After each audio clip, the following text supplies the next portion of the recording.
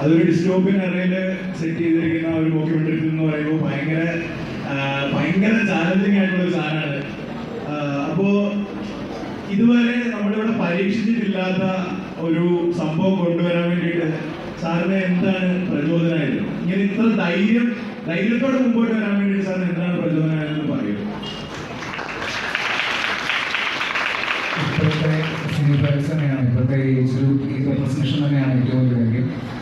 കുറച്ച് നാൾക്ക് മുമ്പ് മലയാള സിനിമ ഒരു സ്റ്റേജിലായിട്ടുള്ള അവസ്ഥയിലായിരുന്നു. കാരണം 4 വർഷമായിട്ട് മലയാള സിനിമ ഫുൾ ഫോമിലാണ്. അപ്പോൾ ഇപ്പോഴത്തെ ജനറേഷനുള്ള ഫിലിം മേക്കിങ്ങിലേക്കും ഫിലിമിനോട് ഭയങ്കര താല്പര്യമുള്ള ആൾക്കാരിലേക്കുമാണ് നമ്മളുടെ ഫോക്കസ്. ഒരു മോക്യുമെന്ററി എന്ന് പറയുന്നത് മലയാള സിനിമയിൽ ശരിക്കും പറഞ്ഞാൽ ആവാസവ്യൂഹം നിങ്ങൾ കണ്ടിട്ടുണ്ടെങ്കിൽ അറിയായിരിക്കും, ഒരു മോക്യുമെന്ററിയാണ്. ഇത് കുറച്ചുകൂടെ ആ ഒരു സോണിൽ കുറച്ചുകൂടെ മോക്യുമെന്ററിയുടെ എല്ലാ ബിഹേവിയറും ഉള്ള ഒരു സിനിമയാണ്. പിന്നെ ഇങ്ങനെയൊക്കെ പറയുകയാണെങ്കിൽ സയൻസ് ഫിക്ഷൻ ആണെങ്കിൽ എനിക്ക് പറഞ്ഞാൽ വളരെ സില്ലിയായിട്ടുള്ള ഹ്യൂമറുള്ള, നമ്മളൊക്കെ കൂടുതൽ കടയിൽ പറയുന്ന സില്ലിയായിട്ടുള്ള ചെറിയ ജോക്കൊക്കെ ഉള്ള ഒരു ഫിലിമാണ്. സോ ആ രീതിയിൽ ഒരു റിലേറ്റബിലിറ്റി ഉണ്ടാവും. നമ്മൾക്ക് കുറേ നാളായിട്ട് ഏലിയൻസ് ന്യൂയോർക്കിലല്ലേ നടക്കുന്നത്, ഇപ്രാവശ്യം നമ്മുടെ കൊച്ചിയിലാണ് ഏലിയൻ നടക്കുന്നത്. So please watch.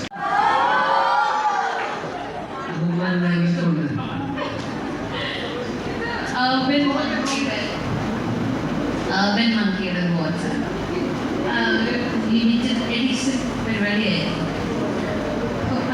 കാണിക്കാൻ പറ്റും.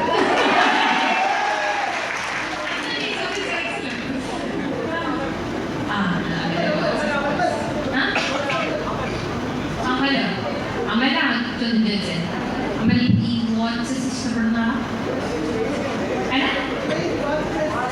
വാച്ച് പ്രൈസ് ഉണ്ടോ?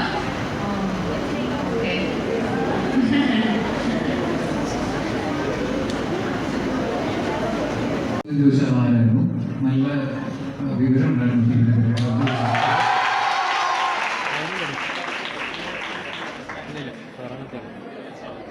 ഒന്ന് കൈവിട്ടാവും. എന്താ പേര്? ക്രിസ്തു. Okay. Kerala university health science സെന്ററിലെ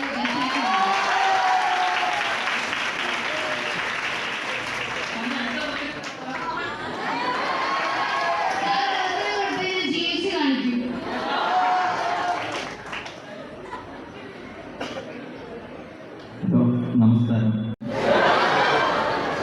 നല്ല ടെൻഷനുണ്ട്. ആദ്യമായിട്ടാണ് ഇങ്ങനൊരു സെലിബ്രിറ്റി നേരത്തെ ഇങ്ങനെ സംസാരിക്കുന്നത്. ഞാൻ സത്യത്തിൽ ഈ സിനിമയെ പ്രൊമോട്ട് ചെയ്തല്ല സംസാരിക്കുന്നത്. ഞാൻ കണ്ടത് സുലൈഖ മനസ്സിലാണ്. എനിക്ക് വളരെ ഇഷ്ടപ്പെട്ട, വളരെ എന്താ പറയുക, ഒട്ടും എക്സ്പെക്ട് ചെയ്യാത്ത തന്നെ വേറെ ലെവലിൽ എനിക്ക് ഇഷ്ടമായ ഒരു പടമാണ്. എന്നോട് കഴിഞ്ഞ ആഴ്ച ഏതോ ഫ്രണ്ടിൽ വെച്ചപ്പോൾ ഞാൻ പറഞ്ഞിട്ട് കണ്ടോ ഒന്നും നോക്കണ്ട, അടിപൊളിയാണ്. പക്ഷേ എനിക്ക് അതിലൊരു വിഷമമായ ഒരു കാര്യം എന്ന് വെച്ചാൽ ഇപ്പോൾ ഇന്ത്യനാണ്, ഒരു 25, 26 ഒക്കെ ഒരു ഏജായി. അപ്പോൾ കല്യാണത്തിലേക്ക് പോവാണ്. അപ്പോൾ ആ പടം കണ്ടപ്പോൾ ശരിക്കും മാരേജിലേക്ക് പോകുമ്പോൾ നല്ല ടെൻഷനായി. കാരണം അതിൽ മൊത്തം ടെൻഷൻ പിടിച്ചൊരു ഇതാണല്ലോ, ചെക്കന് പെണ്ണ് സംസാരിക്കുന്നു. ആ ഒരു ഇൻട്രാക്ഷൻ ശരിക്കും എന്നെ ഭയപ്പെടുത്തിയിട്ടുണ്ട്. അപ്പോൾ ഈ ഒരു പടം ഏത് ജനറേഷനെയായിരിക്കും ഈ ഒരു രീതിയിൽ എഫക്ട് ചെയ്യാൻ, അല്ലെങ്കിൽ ഒരു ഭയപ്പാടിലേക്ക് പോകാമെന്നാണ് ഞാൻ കൊള്ളാനാണ്. Thank you madam. Thank you madam.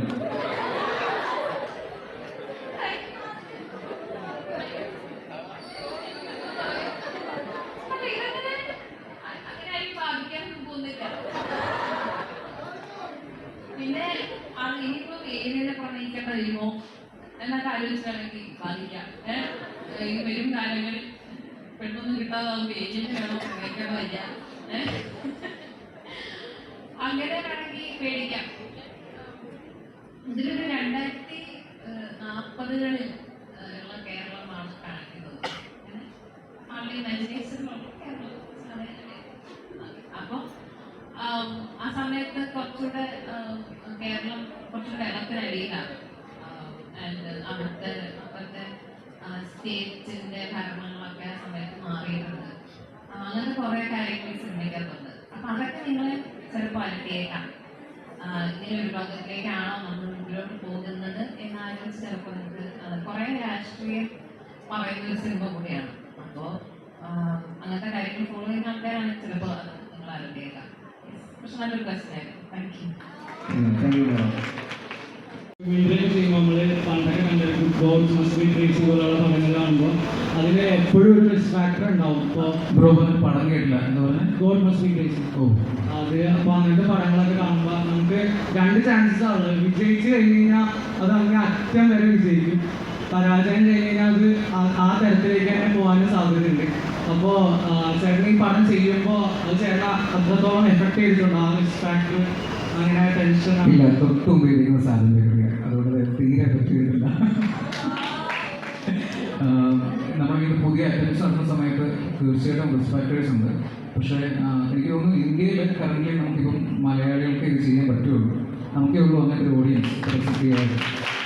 So ഇവിടെ ചെയ്താൽ പിന്നെ അവർ ചെയ്യാനാണ്. പുള്ളിയാണ് ഇതിന്റെ എക്സിക്യൂട്ടീവ് പ്രൊഡ്യൂസർ എന്ന് അറിയാൻ സാധിച്ചിട്ടുണ്ടായിരുന്നു. രണ്ടും മോക്യുമെന്ററി ടൈപ്പ് സിനിമകൾ തന്നെയാണ്. അപ്പോൾ പുള്ളിയുടെ ഭാഗത്തു നിന്ന് സാറിനുണ്ടായിട്ടുള്ള ഒരു സപ്പോർട്ട് ഇൻപുട്ട് എന്തായിരുന്നു? നമ്മുടെ മൂവി 2022 ഇന്റർനാഷണൽ ഫിലിം ഫെസ്റ്റിവൽ പോയി തുടങ്ങിയാണ്. ഒരു വർഷത്തോളം ഇന്റർനാഷണൽ ഫിലിം ഫെസ്റ്റിവൽ സർക്യൂട്ടിലുണ്ടായിരുന്നു.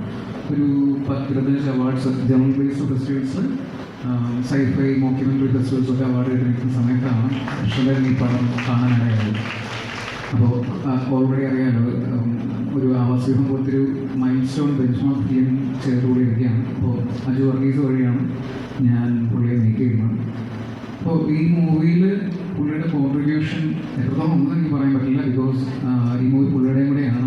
ഞങ്ങൾ ഒരുമിച്ചിരുന്ന് ഒരുപാട് മ്യൂസിക്കിലും മെഡിക്കലൊക്കെ ഒരുപാട് വർക്ക് ചെയ്തിട്ടുണ്ട്.